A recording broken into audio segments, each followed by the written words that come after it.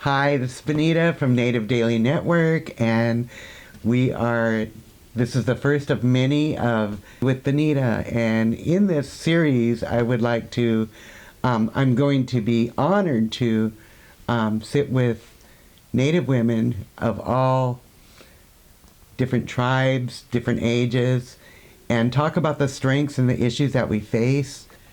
I am with Liz Satiacum and her family as a guest in their home, and Liz is a Quileute, a strong Quileute woman that I've known probably for 30 years.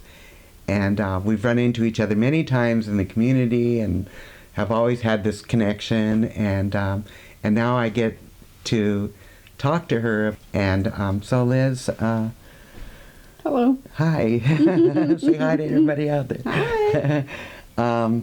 So I don't know where to begin, except that, earlier we were talking about your wreck. The car wreck. The car wreck. Car wreck happened in 2007, 5 days after Sonny Boy was born. He was in the NIC unit, and we'd left him at 8 o'clock at night. And on our way home, we went on that new off-ramp that goes to Highway 16 to the bridge. I just called my daughter and said, grilled cheese sandwich sounds great with a big cup of tomato soup, and we'll be home shortly. Well, we lived out in Port Orchard, so we had to cross the bridge. By then, I hung up, our light turned green, and I just buckled up. And then we got hit. We got hit by a drunk driver that was apparently going over 80 miles an hour and celebrating his 21st birthday. I ended up with, a broken neck, broken ribs, broken back, and a broken heart. I remember opening up the paper that day. I had just lost my mom, and I was really down and out, and I opened up the News Tribune, and there was a full page I believe it had your picture in it. I'm not sure, of you being all bandaged up, and they just told about how it happened and everything, and the extensiveness of your injuries prompted me to pray. I mean, right away, because I've known you, and I knew that what you've gone through in your life, I mean, a lot of it with the loss of a son, and just how much can a person take. And I wanted you to live, and I thought she's got a lot. I mean, even the paper said that you had a long road ahead of you. Yeah, it was probably for the rest of my life. I have limitations. Just have to learn to deal with them. Yeah. Well, you're doing good. Because I thought that I thought you were going to be disfigured, and you're not. You're just as beautiful as the first day I've ever met you. I used to be so jealous. The doctors, Rob can tell you more about the doctor. He said if it would have been one per shorter, I could have been a quadriplegic. So, every day I'm just really grateful and real thankful that I can walk, I can talk, I can take care of my family. Because if it had been, I couldn't even imagine. It's a miracle. It really is. It is. And I'm glad you're here. And I'm glad I'm talking to you today because, I've seen where, tell me about how it feels to be right here. You're kind of out in the not rural, but suburban area. Yes. And how does it feel to you to be like a urban Indian, and then out on the reservation? Which do you like about each? I mean, would you rather be here, or would you rather be out in the bush? I'm a chameleon. I like being here. I like the modern amenities. I can go to the mall, I can go eat, I can go shop. I like that part. And I like it because Sonny Boy gets a good education. And then I get to go home, and there's the whale ceremony's coming up. We got the canoe journey coming up. Springtime, the whales are going by. So it's just like the salmon are running. I get the best of both worlds. It's just like, who do I get to be? Where do I get to go today? That's awesome. Yeah. That's awesome. Because my res is, you know where it is. Yeah. And you know what the drive is like there. Unfortunately, yes. Yeah. And so I don't get to go home as often as I would like, And I mean, so, I know what it's like to live. You've seen what our res is like. And I've spent some time on the Quileute res. And I know the Pacific Northwest. Yeah. The woods and the quietness of it, Yeah. It's beautiful, and we get so, all 4 seasons. Yeah. Yeah. Well, Sometimes you guys in do. one day. Yeah. I was gonna. I don't know if you want to go there, but we both lost our sons. Yeah. And they were friends. They were friends. Yep. Yep. I remember Preston telling me. Yeah. He said, Mom, do you remember Derek Sneatlin? And I said, yeah, that cute. Yeah. Yeah. And he said he passed away, Mom. And then later on, just last year, I lost my son. It was an Indian on Indian crime. That's kind of hard for me to take because we should honor each other and, instead we've got a long way to go still when we're doing that, But it was urban, and that's I guess maybe. Well, so was Derek's. We Was it? still don't know what happened. He got killed walking along Muckleshoot. Oh. And there's a lot of controversy. There's a lot of nobody will step up and say what happened. He was with his girlfriend, and supposedly they were arguing or whatever. And the one road the ghetto road that goes up to the main road, there's a car coming and it was full of boys and they're all partying and whatever. And nobody will say, but except it was an 89-year-old man that hit him and killed him. But even they're saying, the police said that, he committed suicide. It was like, no. And then his girlfriend was there. The carload of boys. So it's just like nobody's stepping up. Even 14 years later, they won't step up and say what happened. So it's always the not knowing that used to really drive me crazy. So the man that hit him, I didn't know that. Yeah. The man that hit him was 89? Yes. And was he drunk? Nobody knows? Nobody checked into it? We hired 2 private investigators, and the state patrol said, no, your son committed suicide. Oh, no. See, that's not what I heard. He had the world... He just did his second test to go into the Navy. He's buying a house. He had an 18-month-old daughter, and he had his whole life ahead of him. There was no way. There was no reason. Mm-mm. Mm-mm.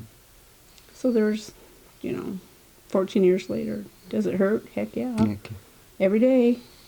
But it's just like, I have Sonny Boy, I have Logan, I have Sapphire, I have Liz and Rachel and Scooby, and we got all of our grandkids. I have to keep going. You have to. There's no other choice. Mm-mm. Yeah, I know. There's days that I wish I could just like... Just head out, huh? Yeah, that's pretty nice. Yeah. That's how I feel sometimes too. It was so surreal, when the day you're told. Yeah. Yeah, and just like I remember I was telling you earlier about my mom losing my little brother, and when I walked in and seen her in the kitchen, she was not that strong woman that raised me. She was just a frail woman that the grief you can't even, there's no words for what I was feeling from her. I felt it, and it knocked me over practically. That she just was slumped over at the table and couldn't be comforted at all, and I thought, how is she going to go on from this? What can I do to help her go on? And then you do. Yeah. You do, because right after Preston passed, Standing Rock happened. Yeah. You know, and it just, it was like, no question, I have to go help. Yeah. That's my tribe. I have to go. You know, and so. Okay, so I have a question for you then. What's that? You know, you said you just have to go. Was that taught to you, or was that just like, oh, somebody needs my help, I gotta go? Was that just instinct, or do you think? I don't know. I've never even thought about that. Because it's just like my Auntie Midge, you know, she always told me you got to stick up for people that can't stick up for themselves. Mm-hmm. You know, the weak people, you know, physically weak, the seniors, the disabled, you know, the kids. Always stick up and stand up for what's right. So it's just like, from when I was a teenager, she told me that. And so it's just like, I always so wondered. that kind of, that's your narrative for life now. I mean, that's It always in your has heart. been. Yeah. Well, mine came up from being a survivor, from being a ward of the court when I was 6 years old. Mm. You know, they talk about, you know, people being in boarding schools. Well, being a ward of the court and growing up in foster care, you know, it was the same thing. That chair, Yes. you know, the day that they told me that I was going into foster care, I was 6 years old, smaller than Mariah, Mm-hmm. and my hair was down past my butt. And my grandfather and my aunt always took care of me. And this lady, I remember, she just grabbed me and tied me to a chair. You know, 6 years old, being tied to a chair with a towel and being called a dirty little Indian.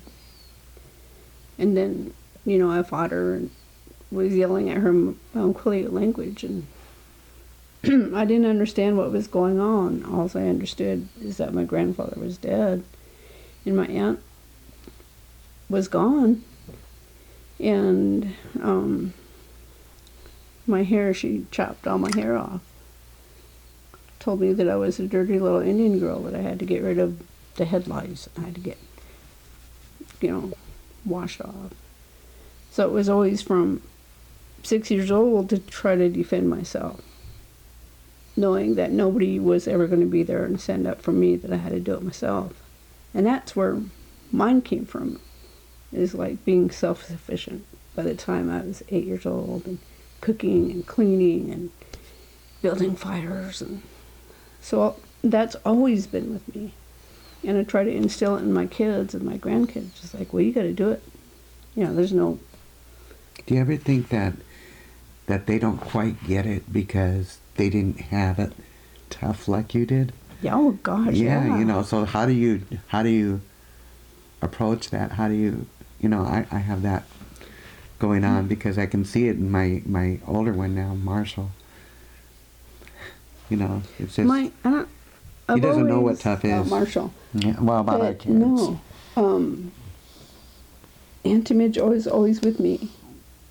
You know, standing up for others. So I instilled that in my kids, where we take them up to Seattle or take them to Tacoma downtown. You know, 3 loaves of bread and 2 packages of bologna and some juices and some socks, and we'd hand them out. And it's just like, any day that could be us. That if we were there, that somebody would be kind enough to take care of us. Mm-hmm. So Mike, Derek, Logan, and Sapphire, you know, when they were not even teenagers, I would take them out. Or we'd go volunteer down at Seattle Indian Center and go cut hair and, you know, read a story or share a story. Because I wanted them to know that in a heartbeat we could be there. Yes. But Sonny Boy, no. He won't ever know. Neither will Mariah. So Sonny Boy and Mariah we'll get to see another different aspect of life. Mm-hmm. You know, the Standing Rock, the ceremonies. You know, they'll get the the strength of, being able to stand up for each other. Them two will be the leaders. Yeah. Look at who she has. She has you. And whoever, everybody else that you hang out with, and because she knows who you are and she knows your values and she knows your structure. Sonny Boy has the same. Yes.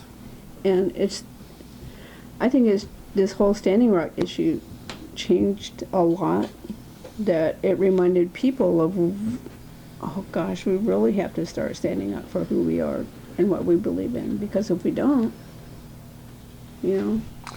For me, when you asked me the question about Standing Rock, what drove me out there, and I think it was a little of both, because my mom raised me the same way your aunt.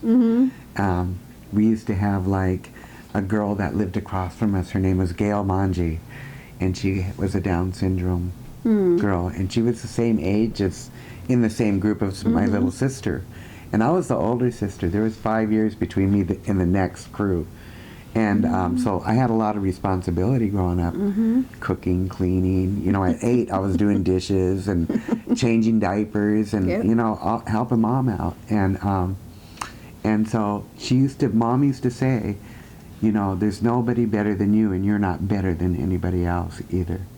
So you always look out for the people who don't have a lot. And if we ever made fun, like one time we made fun of Gail Manji, and she really said, this little girl loves. That's all she knows is love. And because she hugged us way too tight, but she didn't know any better, And then there was another kid that came over, and because we had so many kids, we always had kids at our house. And there's another kid that came over that he used to sit and wait for my brother Tim, and he'd have like shorts on and no shirt. And it would be raining. And we kind of said, why doesn't he have a coat on, Mom? Why? And she said, because he's happy-go-lucky. She said he doesn't care about what people think of him. He's happy-go-lucky. And I thought, oh, and she made me see things in a different perspective. So, but when when I went out there, it was for both. It was because of what Mom taught me, and there might be people who need help. And then my mom also taught me that family's everything. And I seen that my family was being threatened. My family out there, my sisters, and in the Lakota way, it's, if they're your sister, I don't know if the Quileutes are like this, but if they're your first cousin, they're really your sister. It's not, we don't even call each other cousin, we call each other sister. That's cool. Yeah, so yeah, I felt like I needed to get out there and protect everybody. Like, what was I going to do?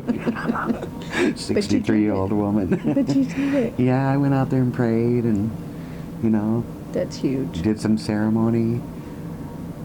Face Spotted Eagle. That was the first time I'd ever met her. Amazing. Oh, she's awesome. Didn't even have to listen to her speak.